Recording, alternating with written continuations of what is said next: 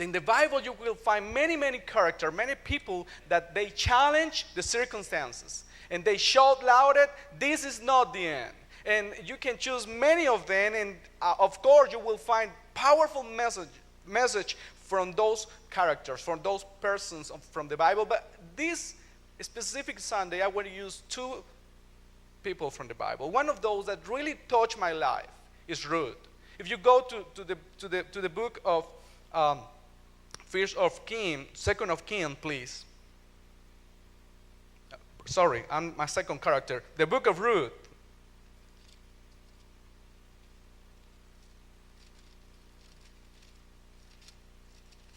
The book of Ruth, you will find a very interesting history. And I know you know this history. I know this is so familiar for the people that go to church for many years. This is so familiar for people that read the Bible for many years. This is so familiar for people that love to read and hear sermons. So this is something that I don't need to go in details and to know the history. But Ruth had a powerful and very interesting and passionate history. This is a girl from Moab. She get married with a Hebrew man. They get married. They had a family. You know, they put together. They had a brother. She has a friend. Her friend get married with his husband brother, and all the history that you know.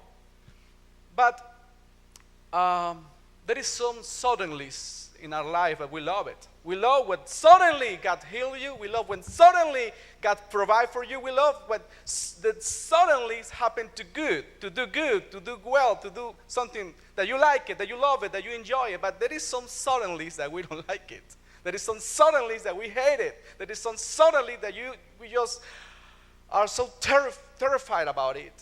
And this kind of suddenly came to Ruth's life. When suddenly her father-in-law just died. Okay, but you know she has her husband, her brother-in-law, so they can think about to survive after her father-in-law dead. But you know there is some good, how you say, estudiosos de la Biblia, Bible studies, people that go to the history, research the culture and everything. They say that probably in this time they make a big and huge and awful war, and every man that live in this country have to go to the war. So probably those two guys die because of war. But this is something that we don't have the proof about that. So, but what happened is that her husband died, and her brother-in-law died. So there is something that maybe you and I, if that's happened to us right now, we begin to suffer, to cry, to feel more than pain, maybe the desperation, because what about your husband is not there? You don't have a husband, you have no brother-in-law, you have nobody. In the Bible, if you are in this particular time, if you are a woman and you love your husband and you love the man of the family, you have a very difficult future, very hard future. And then Naomi, she knows that.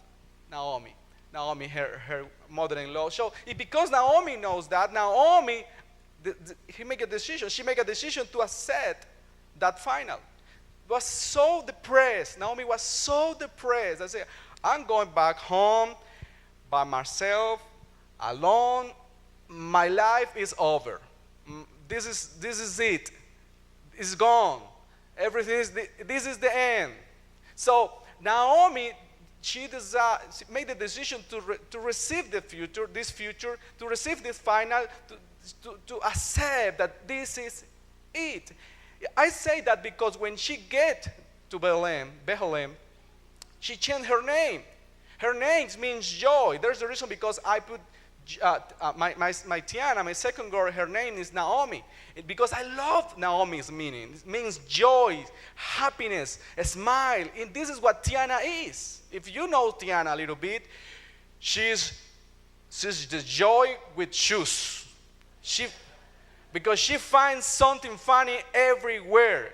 You know, when sometimes we need to be so careful when we are to the restaurant, when we go to the doctor, because she's going to have to make a joke. She don't care about who's there. I remember with Betsy and I, we went to the American embassy for our interview to receive our American visa. It's really hard. If 500 people go to ask for a visa, maybe 5 get out with a visa. So it's really hard. And so the people, they wear their best suit, tie, and so good behaved. They teach the kids to be, don't make jokes, don't run, stay, because we need a visa, wherever. So the people is so like this, no? And I remember that day that we went with Tiana. We said, Tiana, Joshua, please. The American ambassador, they are very strict people. They don't like jokes. They don't like nothing. Be quiet. Be quiet. You cannot bring games. You cannot bring nothing. There are many rules for the embassy security, so we have not the chance to bring books or toys or nothing, anything, just us. I remember that day because, oh my goodness. Because she began, I remember that they gave us the ticket number 230 something, and they called, let's say that they gave a 239, and they called 236, 237, 200, what did I say, 39?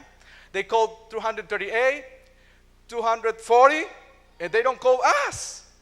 So what I say louder, say, oh, Betsy, they don't call us. And Tiana began to sing, they don't call us, they don't call us, they don't. Oh my goodness, Tiana, shh, shh, shh. Be quiet, be quiet. They don't call. And you know what? I know the word gringo is not a good word. We don't like it. We don't use it. But you have to know that in Latin America, this is the way that they know you as gringos. So this is the truth, but I don't like it. And I don't like it go to say, oh, there is a gringo. No, I don't like that. So but the people there, when they speak about the Americans, say, oh, there is a gringo. Oh, it's not. They don't want to mean nothing wrong. It's with love, but So they never say that. Never say that. And we've gone with the very, very windows with the ambassador. Right there, the ambassador right here, and we was right here, and Tiana said, oh, Daddy, here is many gringos. Oh my goodness. So I tried to say something different because there is a word that make a sound, the same sound as lindo, that make nice or beauty. Oh, lindos, sí, lindos. No, she said gringo. Oh my goodness. But and she's so joyful, so happy all the time in our house. All the time there is a party because she's there, and her name means that. Her name means joy. Her name is happiness. Her name means that. But Naomi, because all the tragedy that happened to her life, she received that final. She said, this is the end. I can't keep using this name. I can't keep hearing the people calling me by Naomi. I need to change my name. And she used another name. She said, call me Mara. Mara. That means amargura. How you say amargura? Bitterness. That means the other side of the joy, the other side of the happiness, the other side of the hope. She received the final. But you know what? Reuben not. Reuben said, no. This is not the end. This is not your end. This is not my end. This is not the end. And it's because Ruth's attitude that something really extraordinary happened in Naomi's life. You know what? There is one word that I read the book just like you many times, and as a preacher we try to put together with one word so you can go to your house with one word. And if I can use one word to describe Ruth, I will use this word: determination. Determination. Ruth has a huge determination to live good, to end good, to write a good final. Her determination, you know what? I went to different dictionaries about determination. And determination had no connection with abilities, with capacity. Determination doesn't have to be nothing with something that you can know, that you can develop. Determination is the decision to keep walking even if you feel you cannot walk anymore. Determination is the capacity to say, I will keep believing, I will keep walking, I will keep believing. This is something, it's a decision to make. Without strength, without knowledge, without anything, it's just a decision to make to keep doing something. And if you will find something in Ruth, you will find that. Determination. Determination to don't let go her mother-in-law by herself. I'm going with you. No, Ruth, you have to go back and live your life. No, I'm going with you. No, you have to go back to your own God, to your own temple, to your own culture, to your own parents. No, I will be with you. If I need to change God, I will change God. If I need to change temple, I will change temple. If I need to change everything, I will change everything. I will not let you go. That's my determination. If I need to walk miles and miles and miles and die because we had nothing to eat, I will go with you. That's determination. That's make a huge inspiration to my life. Because that determination of Ruth put Ruth in a situation to work more than anybody else when they arrived to Bethlehem. She works just like a man, or even more than a man. She worked maybe in that kind of job that nobody else wanted to work. She worked in that. More time than anybody else. She put herself in the situation. You know why? Because her determination. You know, she needs to accept the determination that Ruth take and put in her life. Maybe help her to survive the fingers. Because the Hebrew people, they believe that every single thing that happened to you is because you sinned. Do you remember the question of the Pharisees to Jesus about who sinned, his fathers? It's because of culture. So she needs to live with the fingers pointed on her about, oh, this girl is so, she killed her husband, all the curse that she brings to the family, and now she needs to survive with that fingers pointing on her. You know why? Determination. Determination. That to understand that this is not the end. This is not my end. And you know what? When you and I have the same determination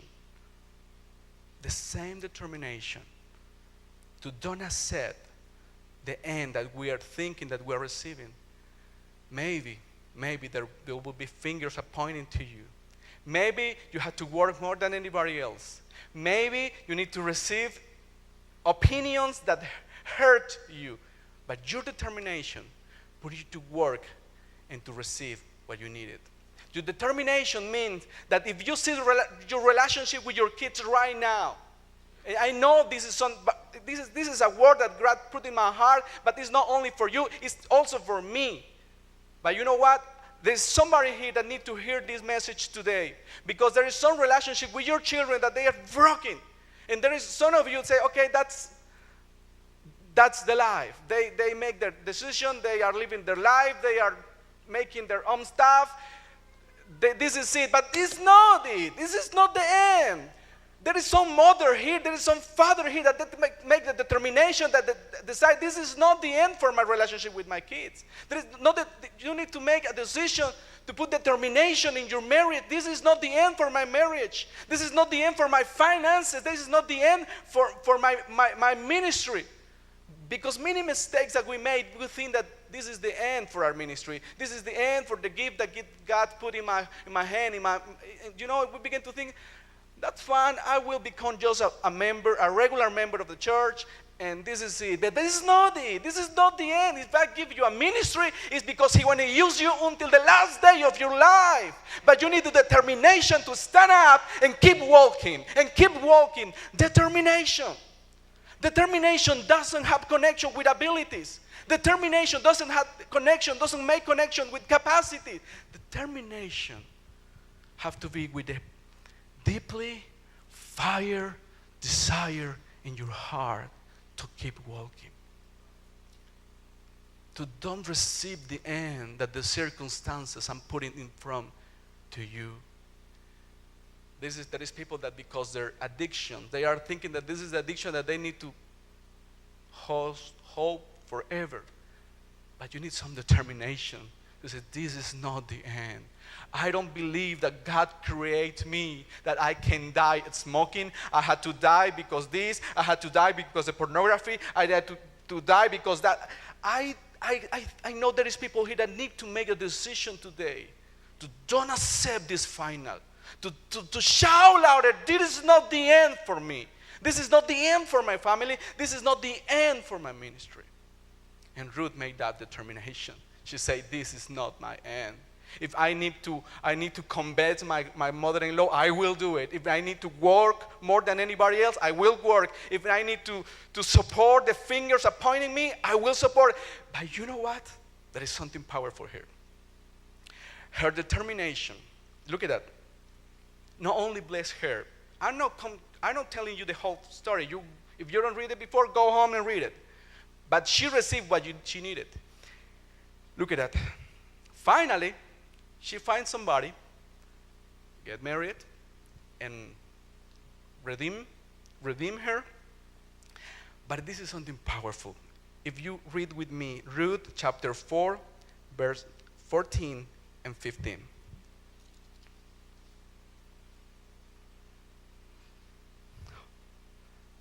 I need you to be sit good, comfortable, because this is a powerful thing that God is going to bring to your life right now. Are you comfortable? If somebody is sleeping, make this to his arm. ¿Cómo se dice? Pellizcalo. Pitch them. Are you ready? Look at that. Verse 14 and verse 15. Oh, right there. And the woman said unto Naomi, Blessed be Jehovah, who hath not left to this day without a near kinsman, and let his name be famous in Israel. 15. And he shall be unto thee a restorer of life. Okay. What restorer mean for you? Restorer mean that you receive everything back. No 50%, no 40%, no 65%, no 78.3%. Restorer of life.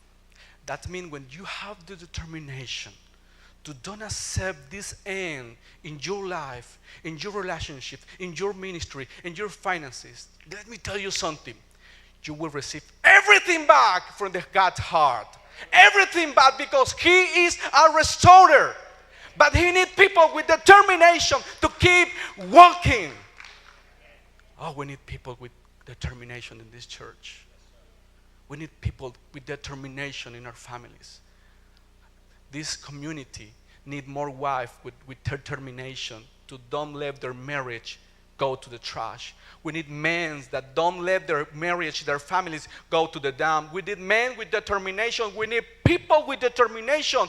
I don't have the ability, Pastor Christian. I don't have the capacity. I don't care. The determination that you need is all what God needs to put you in the best level in your life. Determination. What Ruth put in her life. Determination. And this is something really inspirational for me, because the determination that Ruth, do you think that Ruth had a degree in how to reap the harvest? Oh yes, I had a degree. Oh, the University of Tennessee gave me a degree how to put back together the relationship with my grandkids, with my kids, with my wife. I had a degree how to put together my finances after 20 years to be broke. You have no degree of anything, but you have God, got all the degrees in the whole world that He can restore everything to you. But He only needs people with determination. Like Ruth. There is a second character in the Bible. Oh, you know what? And this is something, oh, this is, you know this. But if you have determination, just like Ruth has determination to keep walking, to don't accept this end, this is not my end, you can change the final, because this is the end. This is the end. The first end, this, okay, Ruth is going to die without children. Is going to die poor. Is going to die with no generations. Is going to die without anything. Oh, but you know what? Her determination put her in the line of Jesus Christ.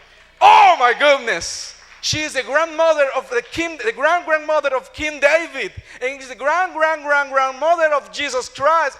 Is not that powerful? You have no idea how great thing can do with your life, with your ministry, with your finances, with your marriage, with your children, if you have determination to don't accept this end in your life. Determination. I love this word. It's easy. There is one word that is so hard to say it. You know, I'm learning. I'm feeling more comfortable every day preaching in English. I'm comfortable. Pardon me? I can say comfortable. Oh man. Oh, this is so good. Oh Jesus. The second person that I want to talk is about King. And Sister Perry teach me this word, and I just forget it. Ezekiah. I did it. In Ezekiah, it's 2 Kings chapter 20. And this is powerful because God spoke me something new. Maybe you know it, but I never read this part of the Bible like I read now. Maybe you do, but this is something, it's a revelation for me. It's a revelation in my life. I want to share with you. If you know that, be joyful with me. If you don't, please receive it because this is powerful. The prophet Isaiah brought a very bad news to King Ezekiel. Okay? Oh, King Ezekiel. We can say King S. Yeah? You understand that? King E. Hey, King E. Sounds like a rap, man, no? King E. And I had bad news for you, man. You did good. You had a good king, good heart, good everything. You developed good gift. You did good, but it's over. It's time to go home with God. So prepare yourself, prepare your children, prepare the kingdom, put together everything, put everything in line because God is calling you home. And I always, Christian Antonio Roman Suarez, this short and brown and good-looking man. You need to be opposite. If you are short and brown, you need to be good-looking, or what happened, man? So I always read about this history. I always read it like the King Ezekiah pray for a new opportunity. Pray for a new change. Pray for mercy. But no, I want to invite you to read with me his prayer. It's not a prayer request. It's not a petition. It's not a, God, if you can give me, please, one more chance. No, read with me. And because I want you to hear good, I want, please ask Sister Carol, read those 2 verses for me, please. In those days was Hezekiah sick unto death, and Isaiah the prophet, the son of Amoz, came to him and said unto him, Thus saith Jehovah, Set thy house in order, for thou shalt die, and not live. Then he turned his face to the wall and prayed unto Jehovah, saying, Remember now, O Jehovah, I beseech thee, how I have walked before thee in truth and with a perfect heart, and have done that which is good in thy sight. And Hezekiah wept sore. He don't ask God to longer his life, to heal him, he just say this in these Ecuadorian words: Lord, my ticket, where I buy it, did say that I had another destiny. I bought other ticket. My ticket say live longer. I have some stuff to do yet. I did good. This is not the destination that my ticket said. It's like I'm not asking you. I'm just telling you, I did good. I buy the right ticket. And you know what?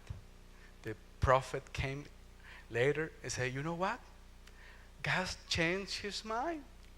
And your life will be longer. You know what that means for me? Ezekiah has a sense of destination.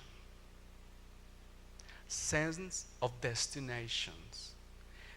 You want a second tool. The first tool is determination, to don't accept the end.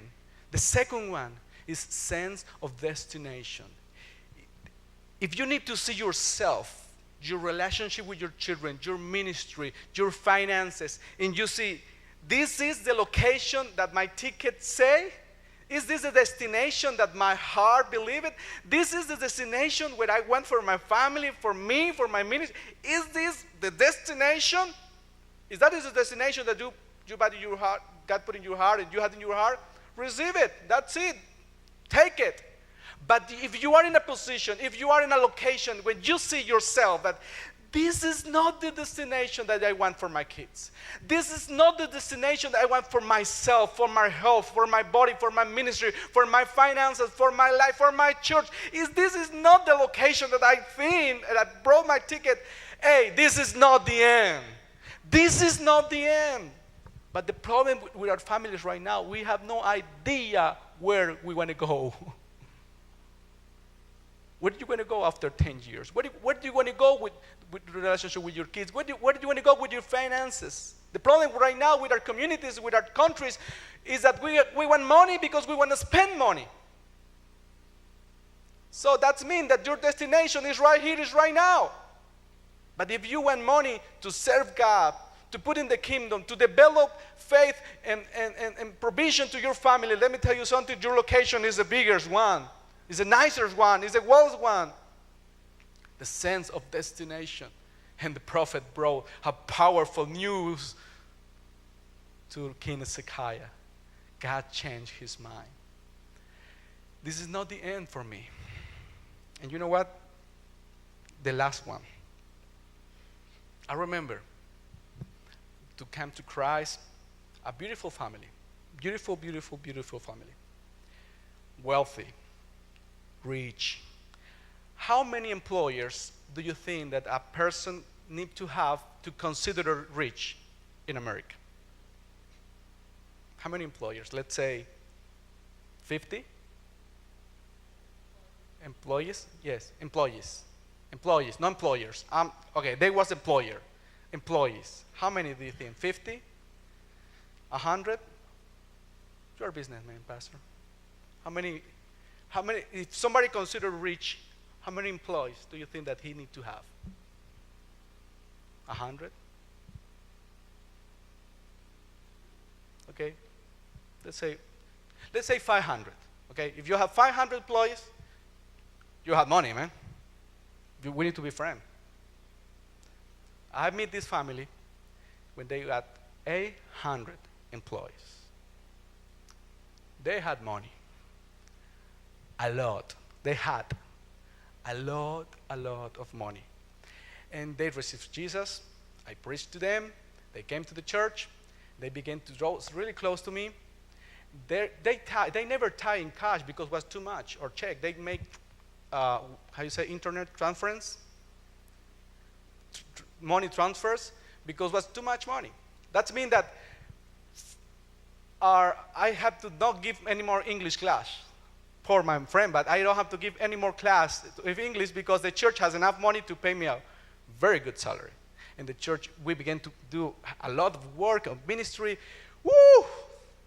And many people, through them, we went to meet another business people, and we grow. And then, after a couple years, our church became in 280 churches in Ecuador.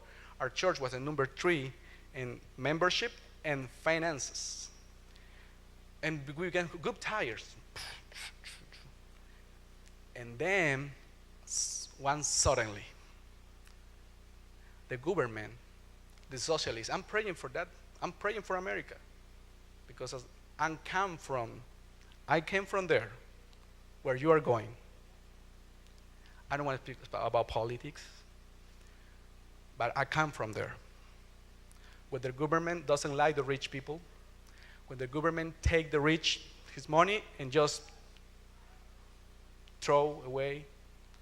For me, it's throw away, because if you don't help somebody how to learn to fishing, if you are only giving the fish, you are throwing away the money. That's happening in my country. And, Brother Rogers, the government, he create a horrible law, and they put them a penalty that they cannot pay it. They need to sell they have 800 employers. They have to sell everything, every house, every car, everything to try to pay it, and they can't make it. They lost everything. Everything. Yes, I was really close with them in that time. They was desesperating. I was close, we was praying. In that time, we was praying every morning, every Monday at 5 a.m. the church. The people came at 5 a.m. every morning to pray, and they don't have car to come to church anymore. Sometimes they walk, sometimes I bring them. And they lost everything. I remember them bring their tithes later after that in coins. Yeah. Because they began to sell milk. They began to sell milk. They get a loan, they buy a couple cows, and when they buy the cows, each cow gave them 14 liters of milk. Each cow. So they buy 2 more cows. And you know what happened? The cows, after giving them 14 liters of milk, began to give them 4 liters of milk. Worse and worse and worse. One cow died. It was horrible. Like Job in the Bible, just like that. They lost their house, they lost everything. But you know what they never lost? Their passion for God, their love for God. They keep coming every Monday, 5 a.m. to keep praying.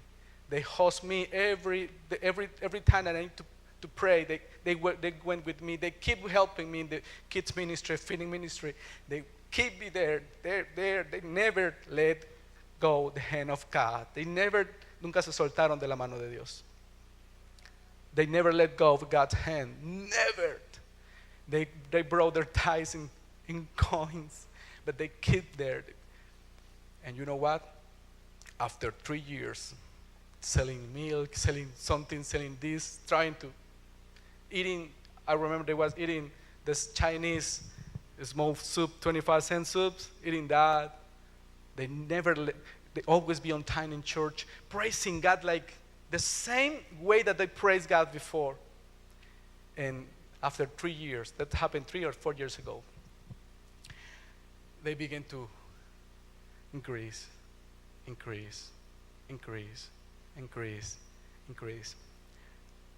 Right now, they had a new franchise that they create about ice cream.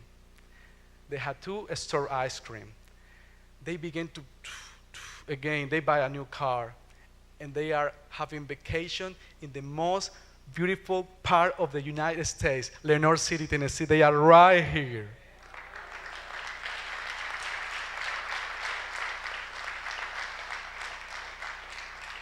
They are right here, worshiping God. When they had the money to be in Disney World, in Six Flags, they decide to be here in Lenoir City, my father's house worshiping God. So, this is not the end.